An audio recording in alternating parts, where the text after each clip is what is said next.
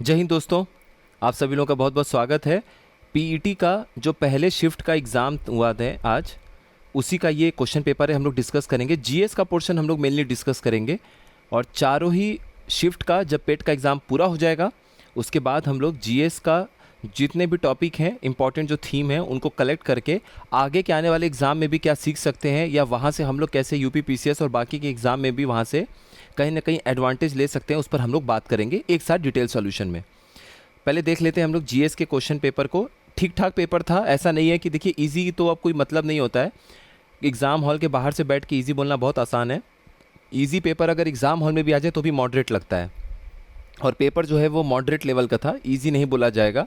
तो अभी मार्क्स को लेके बहुत परेशान मत होइएगा आप लोग। लोगों के जैसे भी मार्क्स आएंगे जो भी है, फिर हिसाब से डिसाइड हो जाएगा कितना परसेंटाइल क्या बन सकता है। और इसको आराम से ही लीजिए, कोई बहुत ज़्यादा इसको बहुत सोचने की ज़रूरत नहीं है इस पेपर के लिए।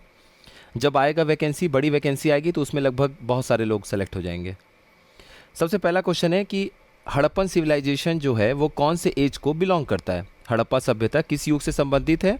तो ये इजी सवाल है। ब्रॉन्ज एज, जिसे हम लोग बोलते हैं कांस्य युग, ये उससे संबंधित है। तो ये आप लोगों का, मैक्सिमम लोगों का ठीक हुआ होगा। ये क्वेश्चन देखिए क्या, ये जनवरी का इन्होंने करंट अफेयर ज़्यादा पूछा हुआ है। फरवरी, मार्च, अप्रैल के ज़्यादा करंट अफेयर्स कुछ दिखा नहीं इसमें। जनवरी का इन्होंने क्वेश्चन पूछा है। जैसे ये क्वेश्चन है, theme of the entrepreneurship development conclave 2025 जो पुणे में हुआ था, उसका क्या थीम था? पुणे में आयोजित उद्यमिता विकास सम्मेलन 2025 का विषय क्या था? उद्यमियों को सशक्त बनाना, पशुधन अर्थशास्त्र में बदलाव लाना, empowering entrepreneurs, transforming live stock economics. ये बहुत कम लोगों का आप में से शायद सही हुआ होगा, जिन्होंने अच्छे तरीके से पढ़ा होगा करंट अफेयर, उन्हीं का ठीक हुआ होगा। वर्ल्ड कंज्यूमर राइट्स डे ये पूछा था। तो इंटरनेशनल डे के बारे में हमेशा सवाल आता है, तो आगे पीसीएस का पेपर हो, कोई भी पेपर हो, तो इंटरनेशनल डेज जो हैं उस पर भी हम लोग एक बार में देख लेंगे इंपॉर्टेंट वाले जो भी चीज़ें हैं। विश्व उपभोक्ता अधिकार दिवस 15 मार्च को मनाया जाता है। ये कई लोग, काफ़ी सारे लोगों का ठीक हुआ होगा। अगला सवाल देखिए, ये पॉलिटी का बड़ा अच्छा क्वेश्चन इन्होंने पूछ दिया। दो तरह का सवाल पूछा जाता है, एक होता है स्टार्ड स्टेयर्ड और एक होता है अनस्टेयर्ड क्वेश्चन। जैसे मतलब तारांकित एक सवाल होता है, अतारांकित एक सवाल होता है। तो जो स्टेयर्ड क्वेश्चन होता है, इसमें क्या होता है कि एस्ट्रिक मार्क के बीच में ये सवाल ऐसे लिखा जाता है, और इसका जो है उत्तर वो मिनिस्टर को, बाकी सांसदों को मौखिक रूप में, ओरल रूप में देना पड़ता है, लिखित रूप में नहीं देना है। ऐसे मुँह जवानी आप ऐसे बोलते समय बोल दीजिए इस तरीके से। तो ये स्टेट क्वेश्चन में आता है, तारांकित सवालों में आता है। इसके तहत क्या होता है कि जो मेंबर है उनको ओरल आंसर चाहिए हाउस में। तो जो भी मंत्री जवाब देना चाहते हैं वो संसद के सदस्य को मौखिक रूप से उत्तर देंगे। और अनस्टार्ट क्वेश्चन, अतारांकित सवाल अगर आता तो उसको रिटेन फॉर्म में देना पड़ता उसका उत्तर। पॉलिटी का अच्छा क्वेश्चन था ये। अगला सवाल देखिए, ये बड़ा अच्छा क्वेश्चन है। Kangto is one of the highest peaks of India, is located in which state? तो देखिए, ये जो कोंगटो है, कोंगटो जो है, अगर आप हमारे पूर्वोत्तर भारत की तरफ चलेंगे तो देखिए कुछ कुछ पीक है जो आपको हमेशा पता होना चाहिए। तो उसमें जैसे नागालैंड का सारामती है, सारामती हाईएस्ट पीक है नागालैंड में, नागा हिल्स का। और अरुणाचल प्रदेश का बहुत कम लोगों को पता होगा कि जो हाईएस्ट पीक है वो कांगटो, अरुणाचल प्रदेश का जो हाईएस्ट पीक है, सबसे ऊंची चोटी है, वो कांगटो ही है। तो ये जो कांगटो है, ये सबसे ऊंची चोटी में से एक है, और वो है अरुणाचल प्रदेश की सबसे ऊंची चोटी। अरुणाचल प्रदेश इसका आंसर है। इसका सवाल देखिए, ये सवाल का उत्तर देखिए, जो महावीर थे उनको मोक्ष प्राप्त हुआ, सिद्ध प्राप्त हुआ कौन से स्थल पे? तो ये कौन सा प्लेस था? ये था पावापुरी। पावापुरी इसका आंसर हो जाएगा। उसके बाद क्या लिखा हुआ है? एशियाई खेल जो है वो कितने वर्षों में एक बार आयोजित होता है? Asian Games are held once in how many years? तो देखिए इसका आंसर हो जाएगा 4 साल। और ये न्यूज़ में इसलिए है क्योंकि 2026 का जो एशियन गेम्स है वो आपका जापान में होने वाला है, तो इसीलिए ये इम्पॉर्टेंट भी है, ध्यान रखिएगा। आगे देखते हैं। ये तो अपठित गद्यांश वगैरह हिंदी है, इसमें आप लोगों ने ठीक किया होगा। और ये बाकी, हाँ, यहाँ पे जीएस का क्वेश्चन एक आता है फिर से। देखिए, कौन से उम्र में महात्मा बुद्ध जी को परिनिर्वाण अटेन हुआ था, फाइनल लिबरेशन? यानी कि बुद्ध जी ने किस उम्र में परिनिर्वाण, अंतिम मुक्ति प्राप्त की थी? तो ये आप लोगों में से मैक्सिमम लोगों का सही हो गया होगा। 80 साल की उम्र में उनको मोक्ष प्राप्त हुआ था। अब महात्मा बुद्ध जी से जुड़े हुए जितने भी महत्वपूर्ण स्थल हैं उनको ज़रूर एक बार देख लेंगे हम लोग बाद में, या आप लोग ज़रूर पढ़ लीजिएगा। ये क्वेश्चन देखिए, ये भी इन्होंने जनवरी का पूछ रखा है, ये बहुत ज़्यादा न्यूज़ में था। Which country officially became the 10th full member of the BRICS. जनवरी 2025 में ब्रिक्स ग्रुप का 10वां फुल मेंबर जो पूर्ण सदस्य है वो आधिकारिक तौर पर कौन सा देश बन गया था? ये था इंडोनेशिया। ये बहुत ज़्यादा न्यूज़ में भी था और करंट अफेयर का मैंने बहुत पहले जो आप लोग का एमसीक्यू करवाया था आरओ के लिए, उसमें ये शामिल था। आगे देखते हैं। देखिए ये भी सही हो गया होगा। एक ऐसा सोशल फेनोमेना जिसमें section of the society is unable to fulfil even its basic necessities of life. मतलब एक सामाजिक घटना जिसमें समाज का एक वर्ग अपने जीवन के मूलभूत आवश्यकताओं को भी पूरा कर पाने में असमर्थ है, उसे हम क्या बोलते हैं? वही तो पॉवर्टी का डेफिनेशन है, गरीबी का। क्योंकि जो उनकी मूलभूत ज़रूरतें हैं, खाना पीना रहना, वही पूरा नहीं हो पा रहा है। घर की दिक्कत, घर की समस्या, खाना नहीं मिल पा रहा है, भूखमरी की समस्या हो रही है, इन सब का कारण गरीबी है, पॉवर्टी। ये देखिए क्वेश्चन है, ये भी इजी क्वेश्चन है पॉलिटी का। कौन सा ऐसा आर्टिकल है कॉन्स्टिट्यूशन का जहाँ पर ये बोला गया है कि एग्जीक्यूटिव पावर जो है यूनियन का वो राष्ट्रपति में निहित होगा? यानी भारतीय संविधान के किस अनुच्छेद के अनुसार संघ की कार्यकारी शक्ति राष्ट्रपति में निहित होगी? ये आर्टिकल 53 बोलता है। आप ऐसे भी सोचते हैं कि आर्टिकल 52 जो अनुच्छेद 52 है वो बोलता है कि हमारे देश में एक राष्ट्रपति होंगे। तो राष्ट्रपति जी के बारे में कौन सा अनुच्छेद हमें बताता है कि हमारे देश में एक राष्ट्रपति होंगे? आर्टिकल 52। इस 52 में 11 जोड़ देंगे तो क्या हो जाएगा? 63। आर्टिकल 63 किससे मिलता जुलता है? वाइस प्रेसिडेंट से, उपराष्ट्रपति से। अभी आगे क्वेश्चन है तो उसमें कुछ डिटेल कॉन्स्टिट्यूशन के जो आर्टिकल्स हैं वो हम लोग देखेंगे। अब ये क्वेश्चन देखिए, किस औद्योगिक नीति प्रस्ताव ने सार्वजनिक क्षेत्र को, जो पब्लिक सेक्टर है, उसको भारतीय अर्थव्यवस्था में एक रणनीतिक भूमिका प्रदान की? Which industrial policy resolution gave the public sector a strategic role in the Indian economy? तो ये इंडस्ट्रियल पॉलिसी रिजोल्यूशन 1956। इसको आप आइडिया लगा सकते थे। जो फर्स्ट हमारा देखिए, जो पहला हमारा 5 ईयर प्लान था, पंचवर्षीय योजना, उसमें हमने अपने टारगेट को ज़्यादा अचीव किया, जो हमारा टारगेट था उससे ज़्यादा हमें रिजल्ट मिला। और जो खेती थी उस पर हमने ज़्यादा फोकस किया। जैसे ही आगे बढ़ना हम शुरू किए तो पीसी महालनोबिस मॉडल को अपनाया गया, हारोल्ड डोमार मॉडल के बाद। और पीसी महालनोबिस जी ने क्या बोला था, जो इतने बड़े स्टैटिस्टिशियन थे हमारे देश के, ISI Kolkata, Indian statistical institute Kolkata की नींव उन्होंने रखी। उन्होंने बोला कि देश में आप बड़े बड़े फैक्ट्रीज़ को स्थापित करिए, खासतौर पे जैसे स्टील कंपनीज़ हैं, उनसे जो स्टील बन रहा है फिर वो बाकी कंपनीज़ के लिए लोहा मुहैया कराएंगी, और मतलब उनसे प्रयोग में आके बाकी जो है कंपनीज, इंडस्ट्रीज़ डेवलप होंगी। तो इसका मतलब कहीं ना कहीं 1955 के बाद से हमें पब्लिक सेक्टर पे जोर देना था, बड़ी बड़ी फैक्ट्रीज स्थापित करनी थी। तो इंडस्ट्रियल पॉलिसी रिजोल्यूशन 1956 में ही ये बात कही जा सकती है। आगे देखते हैं। देखिए, जिमी कार्टर जो थे यूएस के राष्ट्रपति, वो 100 वर्ष की उम्र में कौन से डेट को पास हुए? डेट बहुत टफ है, तो अगर ये किसी का सही हो गया होगा तुक्के में, या फिर शायद कोई पढ़ा और उसको याद आ गया तो अलग बात है, अदरवाइज़ ये बहुत अलग सा क्वेश्चन है। 29 दिसंबर 2024 इसका आंसर है। अब ये किसी और एग्जाम में शायद ही कोई काम नहीं आएगा।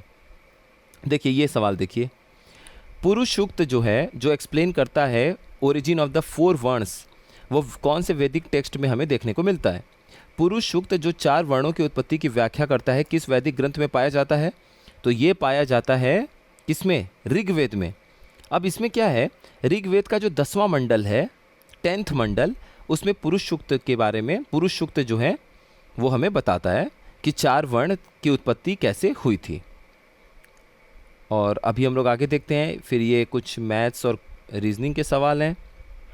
ये क्वेश्चन देखिए, Which of the following acts as the vehicle for mobilizing and transferring the economy surplus to the ultimate users?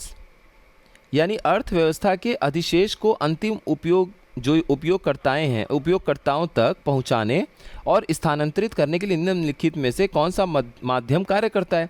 अब देखिए इसमें था क्या, आप सिंपल सा लॉजिक लगाइए। बैंक है, बैंक के पास आप पैसा जमा करते हैं, वो होती है आपकी सेविंग्स। बैंक आपको ब्याज के साथ वापस करता है समय समय पे, और इस सेविंग को आपको वापस करने के लिए ये निवेश करते हैं। अब ये निवेश चाहे किसी फंड में करें, ये निवेश किसी बॉन्ड में करें, या फिर कोई लोन ले ले, तो जो उपयोग करता है उसके तक तो पैसा पहुंच गया ना, जो भी सरप्लस था। तो ये कार्य किसने किया? वित्तीय संस्थानों, यानी कि वित्तीय संस्थान या फिर फाइनेंशियल इंस्टीट्यूशंस जिसे हम लोग बोलते हैं, उनका कार्य होता है ये करने का। थोड़ा सा अगर आप सोचते तो ये आंसर आपको मिल जाता। ये क्वेश्चन भी तभी सही होगा, देखिए जनवरी का इन्होंने पूछ रखा है, ये तब भी सही होगा जब आपने थोड़ा ध्यान दिया होगा। इतना हाईलाइटेड न्यूज़ भी नहीं था, कॉन्फेडरेशन ऑफ इंडियन इंडस्ट्री जो कहलाता है CII, फिक्की की तरह, जिसको फेडरल आपका फिक्की जो होता है, तो उसी तरीके से कॉन्फेडरेशन ऑफ इंडियन इंडस्ट्री होता है। तो CII के जो पूर्व DG थे तरुण दास जी, उनको ये ऑनररी सिटीजन अवार्ड सिंगापुर का दिया गया था प्रेसिडेंट थर्मन षणमुगरत्नम के द्वारा during a ceremony in new Delhi. तो 15 जनवरी 2025 को नई दिल्ली में आयोजित एक समारोह में राष्ट्रपति थर्मन षणमुगरत्नम थे, उनके द्वारा सिंगापुर के मानद नागरिक पुरस्कार से सम्मानित किया गया था तरुण दास जी को। आगे देखते हैं, ये क्वेश्चन देखिए, आदि पुराण किस तीर्थंकर की संत चरित संग्रह है? तो आदि पुराण इज द हेगियोग्राफी ऑफ विच तीर्थंकर? ये पहले जो तीर्थंकर थे आपके ऋषभनाथ जी, उनके ऊपर ये हेगियोग्राफी लिखी गई है। आदि पुराण उनके ऊपर लिखी गई एक बायोग्राफी है। जो पवित्र बायोग्राफी होती है, पवित्र जीवनी होती है किसी भी संत महात्मा या फिर ईश्वर अवतारित लोगों के लिए, वो होती है आपकी हेगियोग्राफी। तो आदि पुराण जो है वो लिखी गई थी ऋषभनाथ, जो पहले तीर्थंकर थे, उनके बारे में। तो इसका आंसर होना चाहिए नन ऑफ द अबव, उपर्युक्त में से कोई नहीं। आगे देखते हैं, ये देखिए, ये भी थोड़ा टफ क्वेश्चन है, ये भी शायद ही आप लोगों में से किसी का ज़्यादा सही हुआ होगा। फ्यूचर मिनरल्स फोरम 2025 कहाँ हुआ? ये लगभग हर साल आयोजित होता है एक ही जगह पे, रियाद, सऊदी अरेबिया में। तो ये टफ क्वेश्चन की कैटेगरी में है। और ये भी आदि पुराण भी शायद ही बहुत कम लोगों को पता होगा ये कि पवित्र जो ये जीवनी है ये किसके ऊपर लिखा गया है। तो ये भी हो सकता है, लाजमी है कि ये बहुत लोगों का गलत हुआ होगा। ये क्वेश्चन भी थोड़ा अच्छे क्वेश्चन में ही इसको जोड़िए, एग्जाम हॉल में जल्दी ये सब फैक्ट्स याद नहीं आते हैं। फूड फॉर वर्क प्रोग्राम, ठीक है, it was restructured and renamed as from October 1980। तो यहाँ पर लिखा हुआ है, काम के बदले अनाज कार्यक्रम का पुनर्गठन किया गया और अक्टूबर 1980 से इसका नाम बदलकर क्या कर दिया गया? इसका नाम बदलकर कर दिया गया राष्ट्रीय ग्रामीण रोजगार कार्यक्रम, नेशनल रूरल एम्प्लॉयमेंट प्रोग्राम। अगर आपने पढ़ा होगा या थोड़ा सोचते तो आपको समझ में थोड़ा सा आता। काम के बदले अनाज कार्यक्रम, इसमें देखिए लेकिन कन्फ्यूजन हो जाता पहले और दूसरे में। कई लोग ये पहला वाला जो ग्रामीण रोजगार गारंटी कार्यक्रम है, इसको भी इन्होंने टिक किया है। तो जाहिर सी बात है एग्जाम हॉल में कन्फ्यूजन हो सकता है। आगे क्वेश्चन देखिए, ये भी अच्छा क्वेश्चन है, ये जनरली कोई पढ़ता नहीं है इतना। देखनी is a traditional dance form of which Indian state? देखनी किस भारतीय राज्य का पारंपरिक नृत्य है? तो ये गोवा का नृत्य है। आगे देखिए, ये क्वेश्चन भी किसी का सही किसी का गलत हो सकता है, क्योंकि बहुत कम लोगों को पता था कि 1843 है। चलिए आप यहाँ तक पहुँच जाइए। 20 और 21 अप्रैल, इतना क्लोज ऑप्शन दे दिया इन लोगों ने। बंगाल ब्रिटिश इंडिया सोसाइटी का गठन कब हुआ था? तो ये 1843 में हुआ था, ये सबको पता है। अब 20 और 21 में कन्फ्यूजन, कोई भी टिक कर दीजिए, इसका आंसर 20 अप्रैल था। जाहिर सी बात है कि ये भी किसी के तुक्के लग गए तो सही हो गया, नहीं तो गलत हो जाएगा। इसको इजी नहीं माना जा सकता है। ऑप्शंस कभी कभी क्वेश्चन को टफ या अजीबोगरीब बना देते हैं।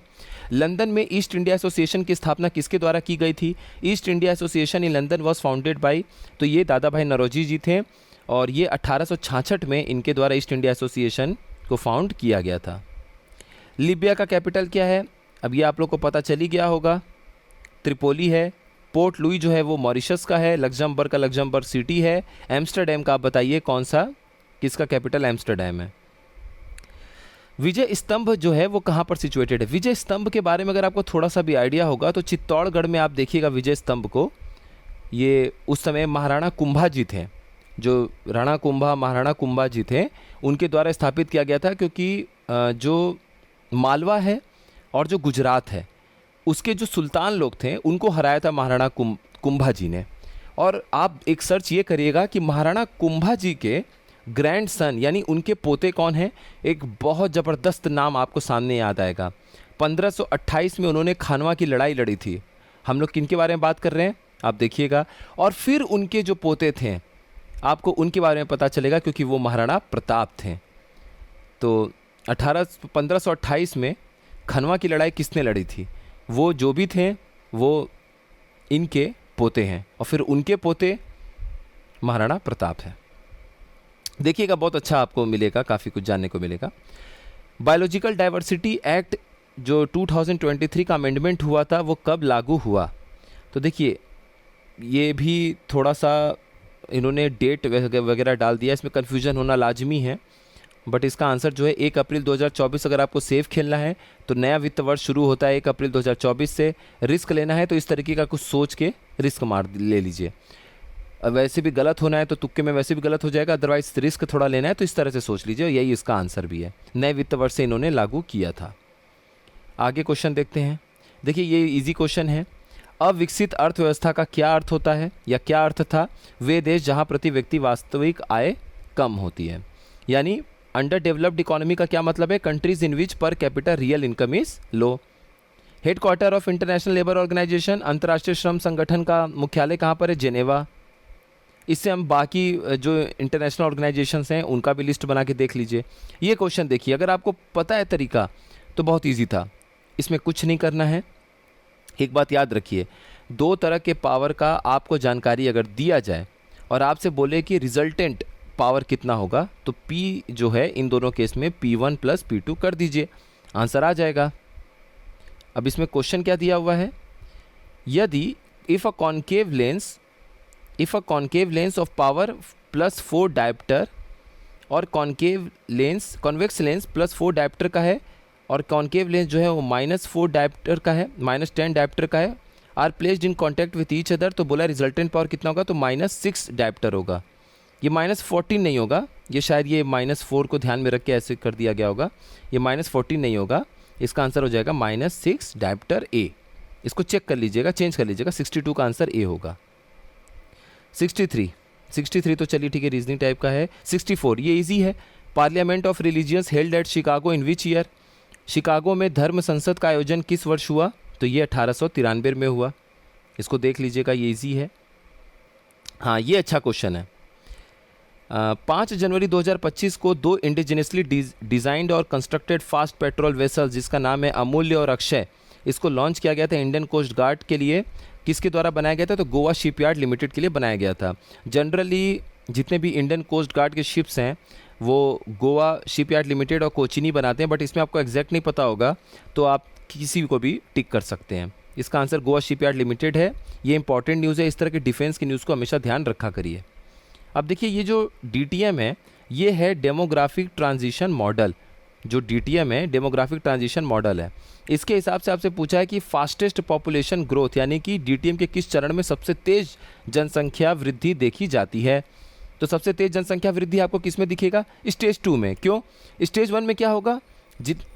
अधिकतर ज़्यादा लोग पैदा होंगे और ज़्यादा लोगों की मृत्यु होगी। ज़्यादा लोग इसलिए पैदा हो रहे हैं क्योंकि हमारे देश में लिटरेसी नहीं है, शिक्षा की कमी है, प्लस ज़्यादा लोग मरते भी हैं, ज़्यादा लोगों की मृत्यु भी हो जाती है, तो परिवार में ज़्यादा लोगों को पैदा भी किया जा रहा है। जो दूसरा स्टेज आता है उसमें क्या होता है कि अभी भी लोग ज़्यादा पैदा हो रहे हैं लेकिन अच्छा स्वास्थ्य और स्वास्थ्य सुविधाएं, हेल्थ फैसिलिटीज़ मुहैया कराने की वजह से लोगों का मरना कहीं ना कहीं उनकी मृत्यु में कमी देखने को मिली। अब लोग देखिए ज़्यादा पैदा हो रहे हैं लेकिन जो मरने वाले लोग हैं उनमें कमी कर दी है आप, तो जाहिर सी बात है कि सबसे अधिक जनसंख्या वृद्धि पॉपुलेशन ग्रोथ आपको दूसरे स्टेज में देखने को मिलेगा। इसीलिए इसका आंसर हो जाएगा स्टेज 2। और आगे देखते हैं। ये देखिए ये तो इजी क्वेश्चन है, अब तक तो अच्छे से याद हो गया होगा कि protection and improvement of environment and safeguarding of forest and wildlife of the country comes under article 48A। देश के पर्यावरण का संरक्षण और सुधार तथा वनों और अन्य जीवन की सुरक्षा अनुच्छेद 48A के अंतर्गत होता है। ये भी अगर आपको पता होगा, देखिए ये पता होना चाहिए स्पोर्ट्स में। Who won the men's single title at the India open badminton 2025 held in new Delhi? तो ये विक्टर एक्सेल्सन जो हैं ये डेनमार्क के डेनिश प्लेयर हैं। ये डेनमार्क के प्लेयर हैं, न्यूज़ में थे उस समय, इंडिया में आयोजन हुआ था। तो आप में से अगर कोई ध्यान नहीं दिया होगा तो उनके लिए क्वेश्चन टफ हो गया होगा।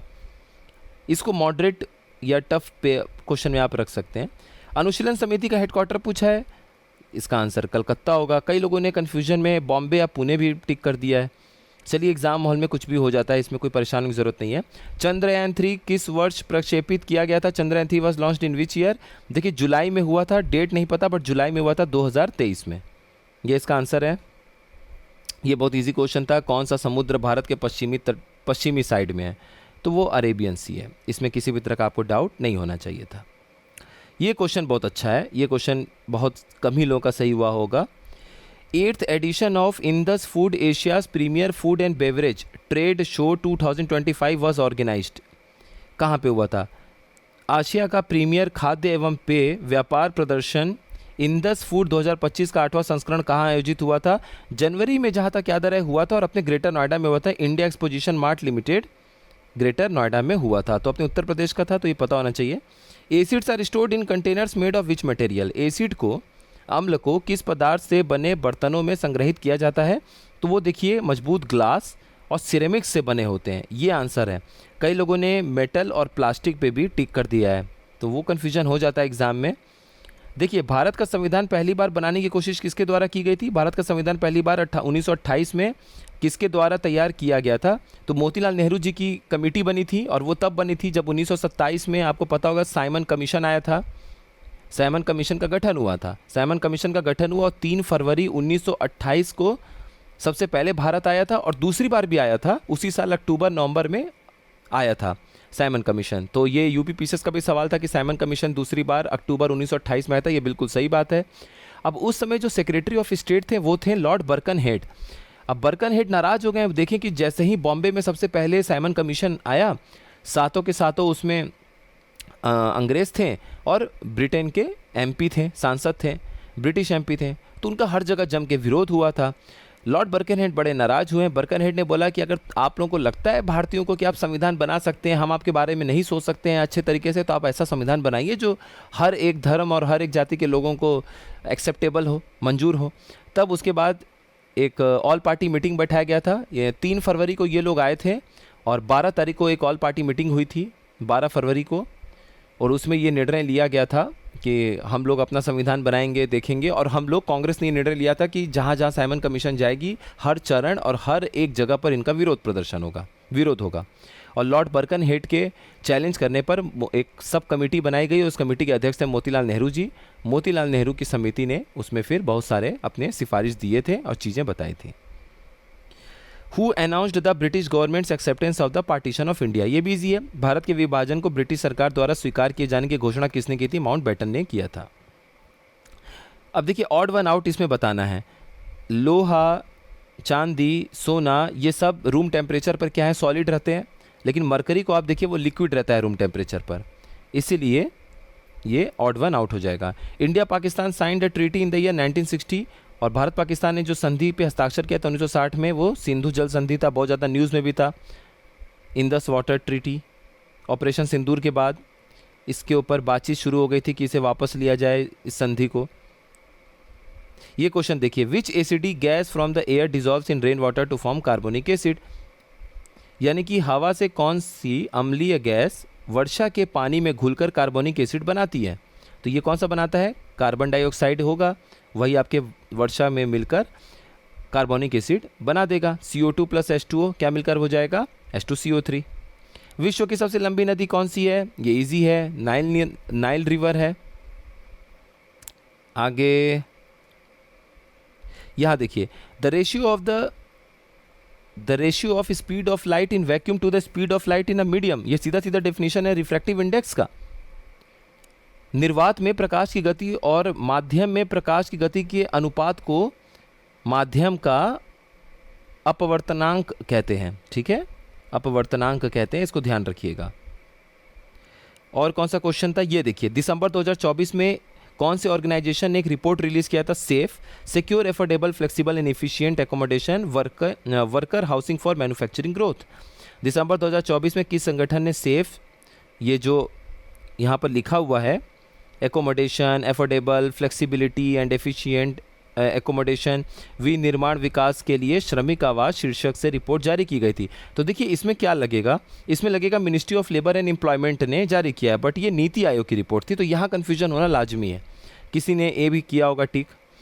विच type of rock formation is most commonly associated with low ground water storage? ये कॉन्सेप्चुअल क्वेश्चन इन्होंने बहुत अच्छा पूछा भाई, यूपी पीसीएस में भी, आरओ में भी आ सकता है फ्यूचर में।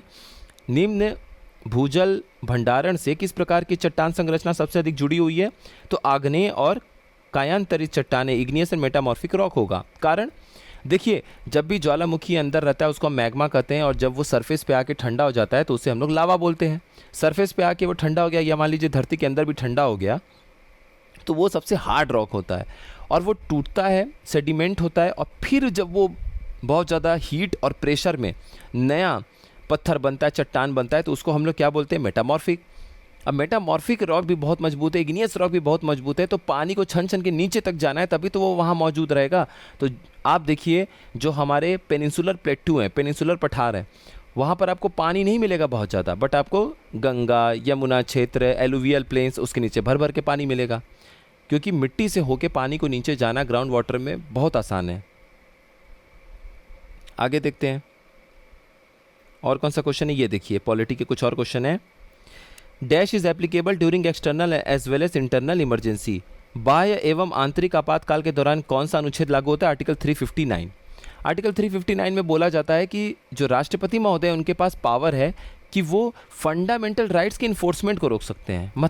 मतलब ये एक्सेप्ट आर्टिकल 20 एंड 21, अनुच्छेद 20 और अनुच्छेद 21 में जो आपको मौलिक अधिकार मिला हुआ है उसको छोड़ के राष्ट्रपति जी किसी भी मौलिक अधिकार को इमरजेंसी के समय में लागू करने से, मतलब उसको कोर्ट में जाने से, अगर उस फंडामेंटल राइट का, आपके उस अधिकार का, मौलिक अधिकार का हनन होता है, आर्टिकल 20, आर्टिकल 21, ये दोनों अनुच्छेदों को छोड़ के अगर किसी भी मौलिक अधिकार का आपका हनन होता है तो आप उस समय इमरजेंसी के टाइम पे कोर्ट नहीं जा सकते हैं कि सर हमको बोलने की आज़ादी नहीं है, सर हमको ये नहीं है, वो नहीं है, तब नहीं बोल सकते हैं।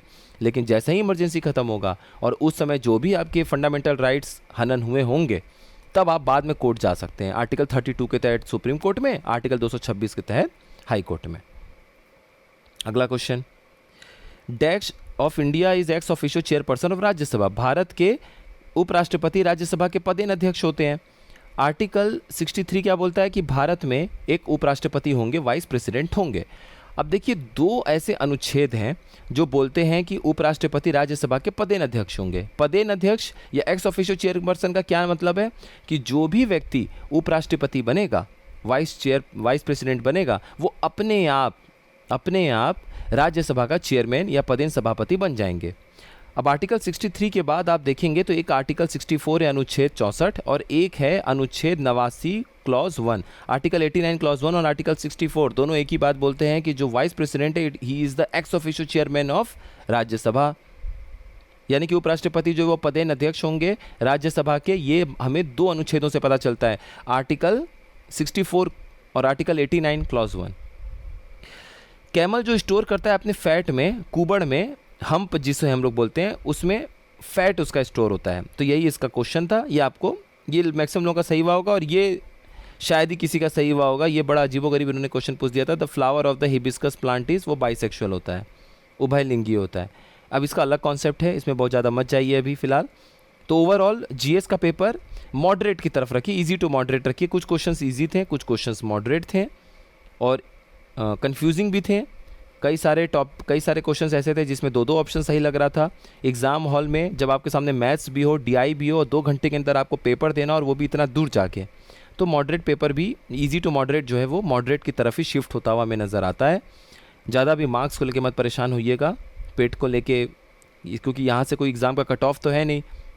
तो फिलहाल जो भी परसेंटाइल और वो सब बात होगी वो सब बात की बात है। फिलहाल आप लोग एग्ज़ाम दे के रिलैक्स करिए और बाकी का जो शिफ्ट का पेपर है वो भी हम लोग बाद में देख लेंगे। आप सभी लोगों का बहुत बहुत धन्यवाद।